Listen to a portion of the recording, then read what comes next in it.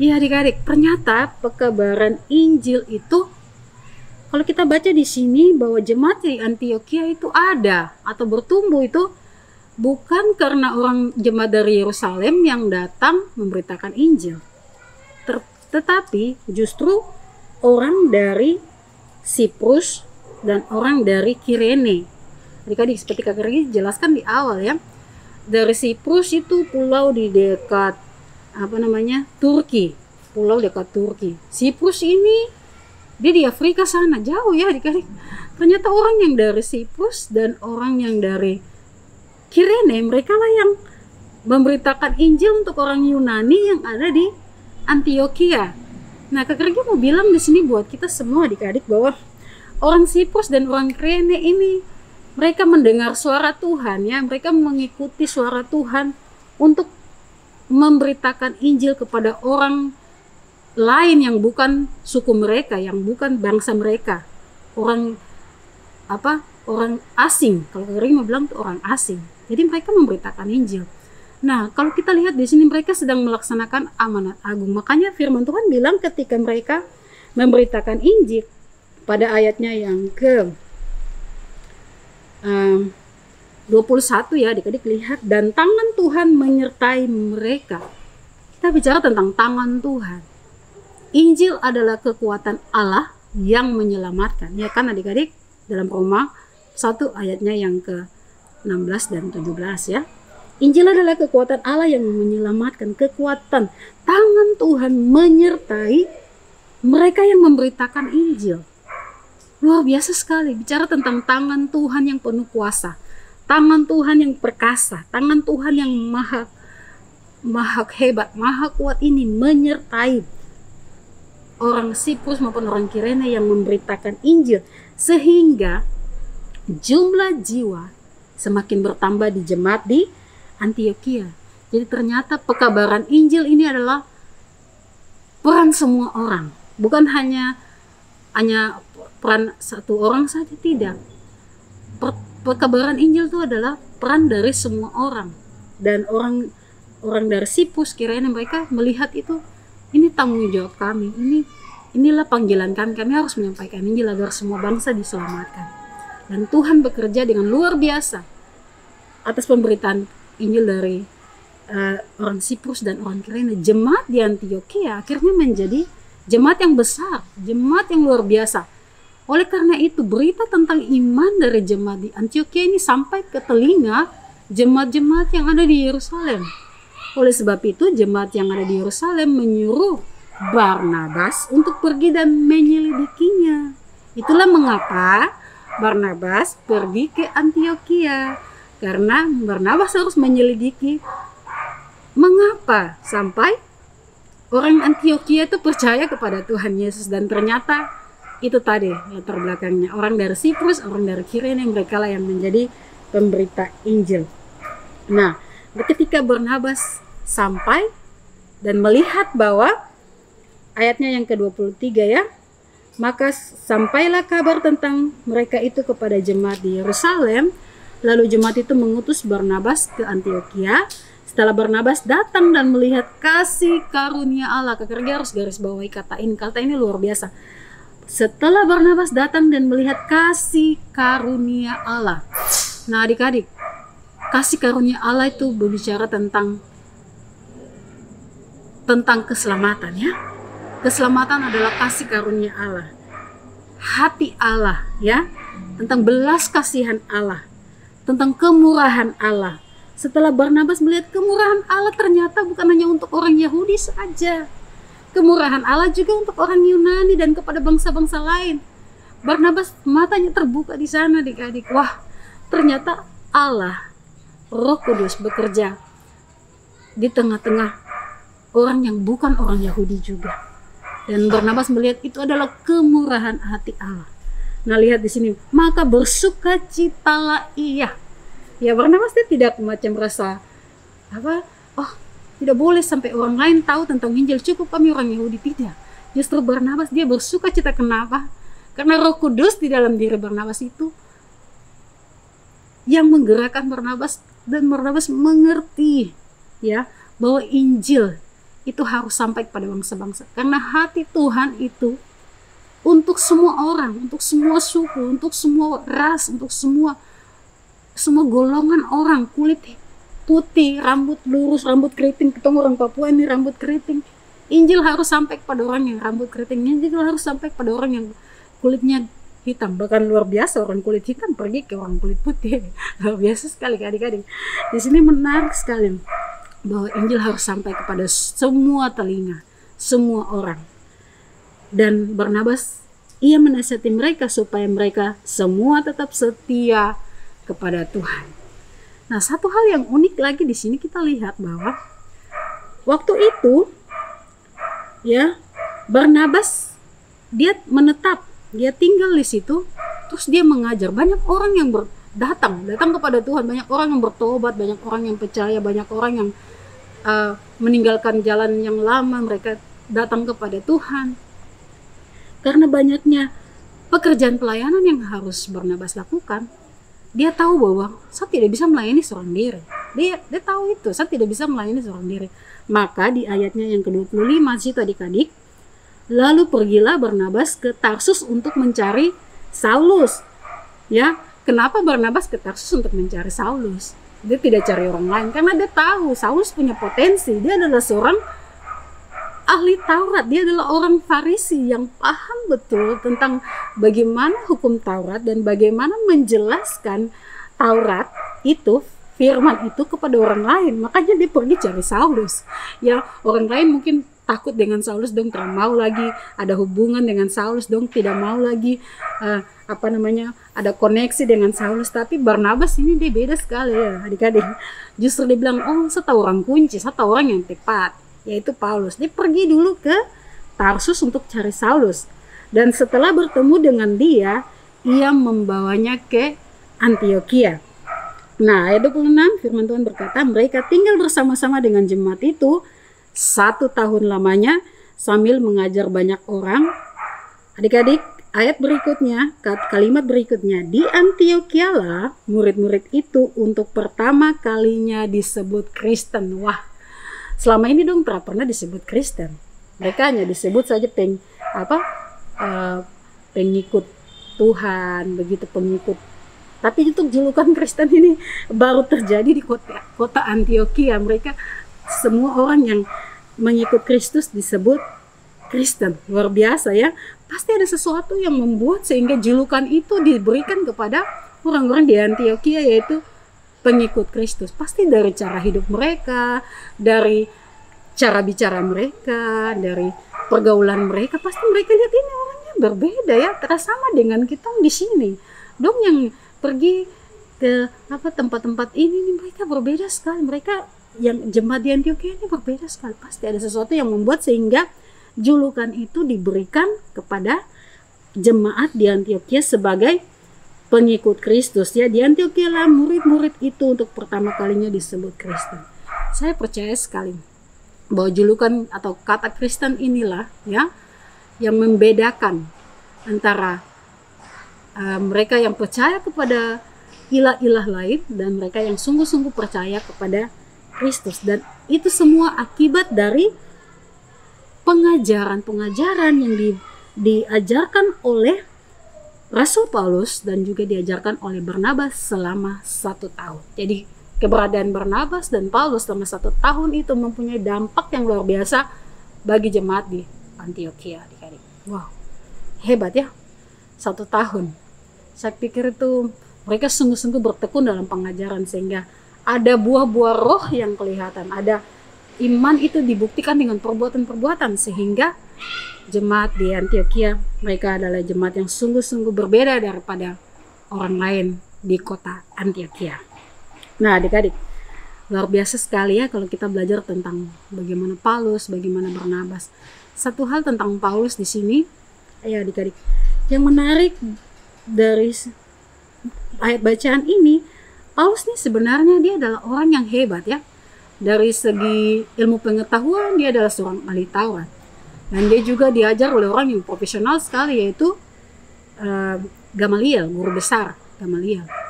Dan dia pula terbelakang nih, dia juga orang yang hebat di Yerusalem sana. Tapi untuk di sini di Antioquia, saya pikir Paulus dia sedikit merendahkan diri ya, dia mau diarahkan oleh Barnabas. Dia mau lebih humble, lebih rendah hati kepada apa yang Barnabas katakan. Jadi seperti Barnabas nih jadi pemimpin untuk Paulus. Jadi itu saya pikir perlu, karakter ini perlu bagi kita. Mungkin adik-adik ada kalanya kita merasa kita nih, saya orang yang hebat, saya punya banyak pengetahuan, saya punya banyak titel, saya punya banyak gelar dan sebagainya ya. Kita merasa kita diri orang yang hebat. Saya tidak perlu diatur oleh kakak pengasuh, saya tidak perlu diatur oleh siapapun. Saya bisa sendiri seperti begitu. Tapi ternyata di sini kita belajar bahwa kalau Tuhan percayakan seorang pemimpin untuk pimpin kita, meskipun dia dari latar belakang yang mungkin pendidikannya levelnya agak turun ya, atau kita punya lebih wow begitu. Kita sekolah mungkin di kampus yang hebat atau di sekolah-sekolah yang hebat. Kita punya guru sekolah minggu mungkin dia lulusan SD saja atau mungkin dia lulusan SMP saja. Tapi kalau Tuhan percayakan dia jadi pemimpin seperti Barnabas begini, adik-adik kita harus belajar untuk stay humble, tetap rendah hati. Kita harus ikut pemimpin yang Tuhan percayakan itu. Mengapa? Karena lewat pemimpin itu kita seperti busur ya, seperti Kak Rogi tadi bilang di awal.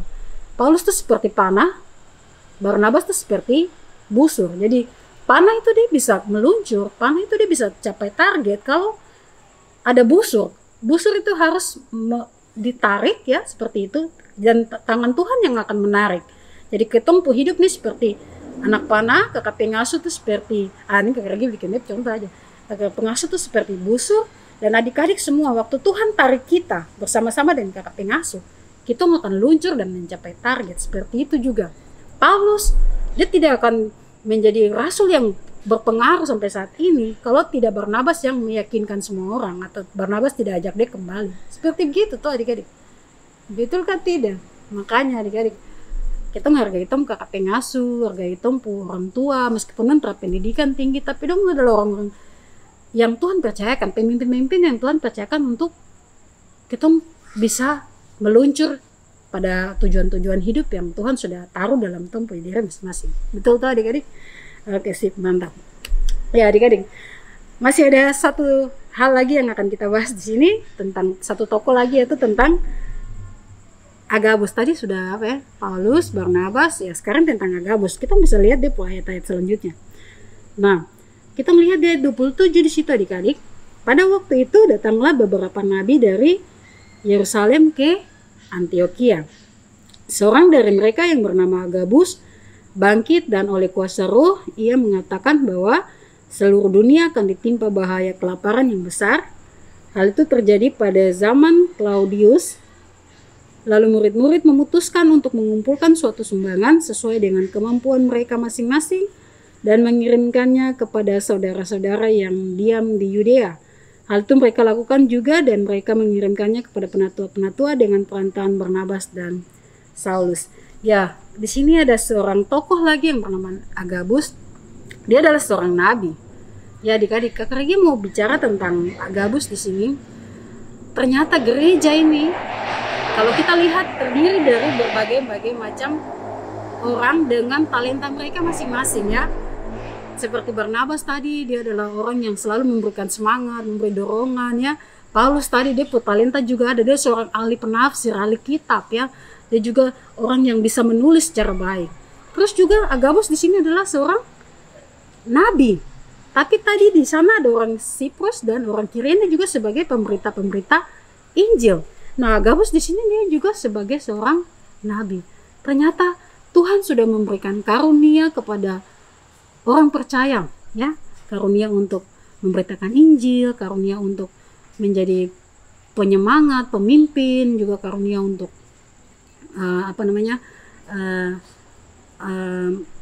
karunia untuk melakukan hal-hal mujizat dan sebagainya. Nah, Agabus di sini yang menarik dari yang bisa kita lihat di sini, dia digerakkan oleh kuasa roh untuk bernubuat tentang masa sukar yang akan mereka alami.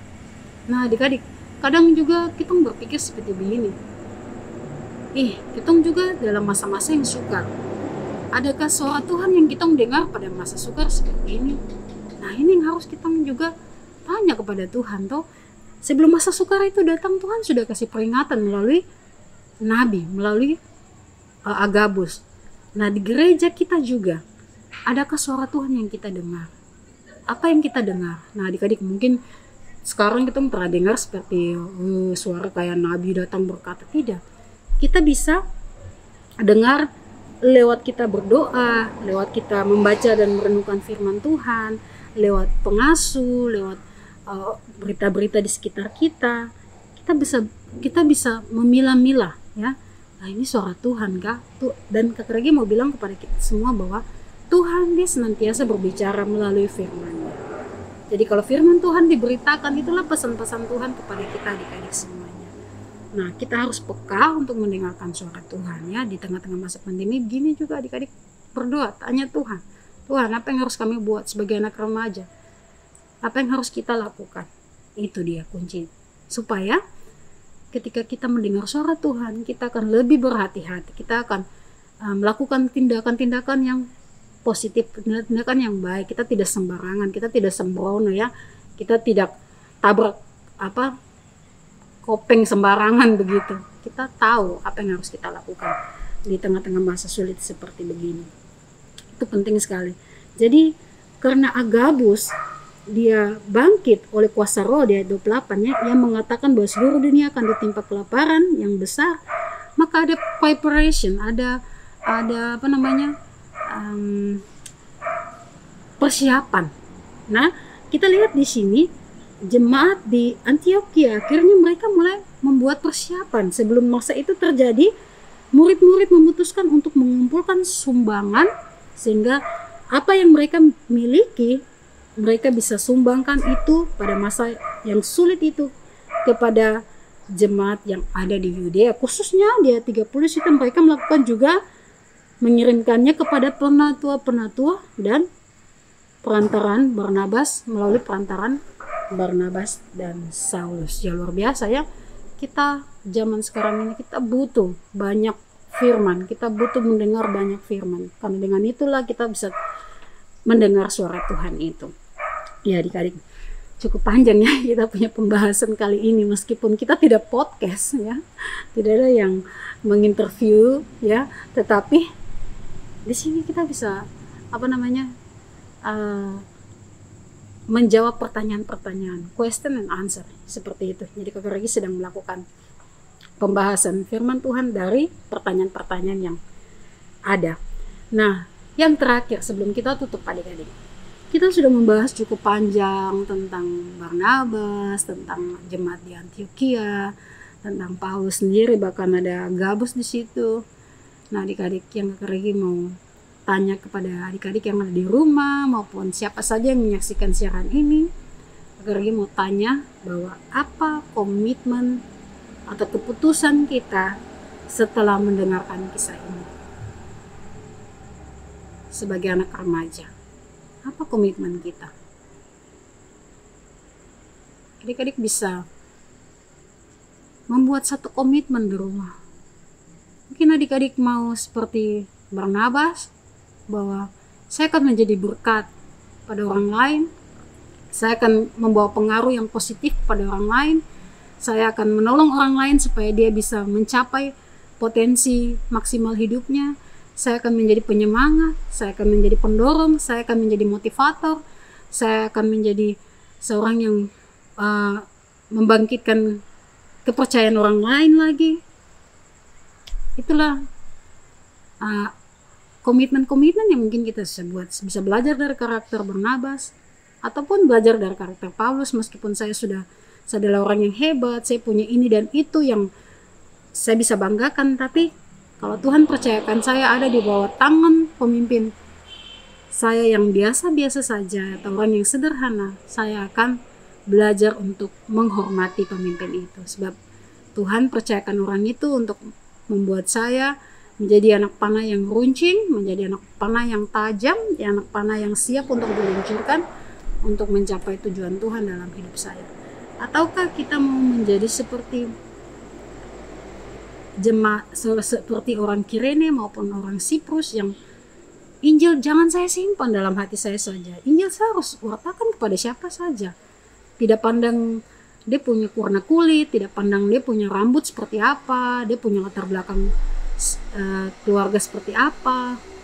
Pandang tentang itu. Yang penting saya mau menyampaikan Injil kepada siapa saja. Itu yang bisa kita belajar. Ataupun seperti Agabus, saya tahu suara Tuhan, saya tahu kebenaran, saya jangan stop, saya harus sampaikan. Karena itu penting untuk masa depan orang lain. Mungkin seperti itu ya adik-adik. Komitmen yang kita buat di hari ini apa? Dari sekian banyak penjelasan yang Kakak Regi sudah sampaikan dan menjawab beberapa pertanyaan. Jadi adik-adik, mari kita semua, kita sendiri dalam hati kita datang kepada Tuhan di pagi hari ini. Kita katakan kepada Tuhan, Tuhan, ini saya mau dipakai oleh Engkau. Saya mau menjadi alat di dalam tangan Engkau. Hidup saya mau berdampak bagi orang lain. Hidup saya mau menjadi berkat buat orang lain. Kalau itu kerinduan sobat-sobat semua, adik-adik yang ada di rumah, pergi ajak kita semua untuk berdoa bersama. Ataupun mungkin kamu yang baru pertama kali mendengar siaran ini ataupun mendengar firman Tuhan dan kamu rindu, kamu tahu bahwa saya sudah jalan salah, saya butuh Yesus, saya butuh juru selamat. Dan selama ini kamu belum pernah mengundang Yesus sebagai Tuhan dan juru selamat dalam kehidupanmu. Hari ini Kakak Regi mau ajak kamu, jangan tutup telinga, buka hatimu, dengar suara Tuhan dan undang Yesus masuk ke dalam hatimu. Keselamatan adalah anugerah Allah buat semua orang. Tidak pandang siapa kita. Yang penting hati kita sungguh-sungguh mau berserah pada Yesus, mau menerima Dia sebagai Tuhan dan Juru Selamat. Kalau itu adalah adik-adik yang sedang menyaksikan siaran ini, Kakak Regi mau berdoa juga untuk kamu. Ya adik-adik yang ada di rumah, kita akan berdoa bersama-sama untuk menutupi acara kita maupun firman yang sudah kita baca tadi dan belajar bersama-sama. Kita akan bersyukur kepada Tuhan untuk kebenaran firman yang sudah kita bahas tadi bersama-sama. Dan bagi mereka yang mau terima Yesus sebagai Tuhan dan Juru Selamat dalam hidupnya, ini kesempatan yang baik untuk kamu. Mari kita bersama-sama datang kepada Tuhan Yesus. Kita berdoa. Kami bersyukur Tuhan, karena di kesempatan ini kami bisa mendengar cerita Injil dari kitab Kisah Para Rasul 11 ayatnya yang ke 19 hingga ayatnya yang ke-30. Tuhan, kami bersyukur karena lewat kisah ini kami bisa belajar bahwa Tuhan, pekabaran Injil adalah tanggung jawab semua orang.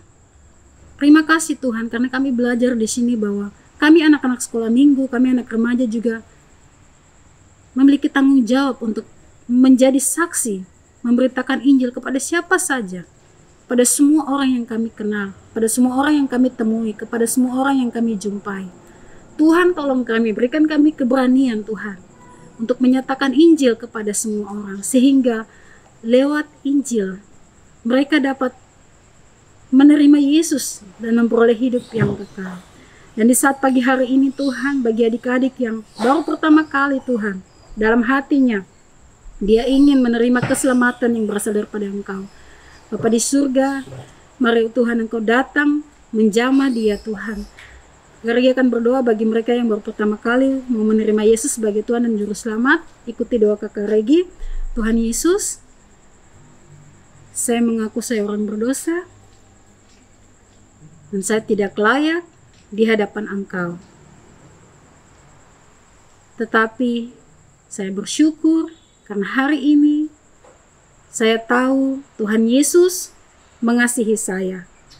Dan Tuhan Yesus sudah mati di kayu salib, menanggung seluruh hukuman dosa saya, dan bangkit, dan memberikan saya keselamatan. Dan saat hari ini Tuhan, saya membuka hati saya menerima Engkau dalam hidup saya, sebagai Tuhan dan Juru Selamat satu-satunya dalam hidup saya.